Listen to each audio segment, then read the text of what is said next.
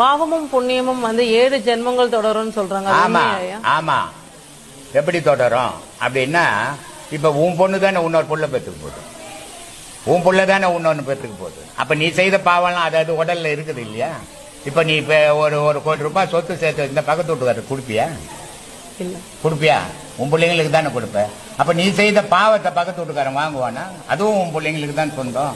அதனாலதான் சொன்னான், மாதா செய்தது மக்களுக்குன்னா. தாய் தப்பம் வாழும்போது எவ்வளவு தான தர்மம் பண்றானோ அவளும் அவன் பிள்ளைங்க நல்லா இருக்கும். தாய் தப்பம் வாழும்போது எவன் ஒருத்தன் நான் என் குடும்பம் என் வீடு என் பிள்ளைங்கன்னு வாழறாங்களோ அவங்க குடும்பங்கள்லாம் கஷ்டப்படும். வாழற வரைக்கும் நல்லா இருக்கும், பின்னாடி கஷ்டத்தை தான் கொடுக்கும். அது 7 ஜென்மம் இல்ல 14 ஜென்மம் வரும்.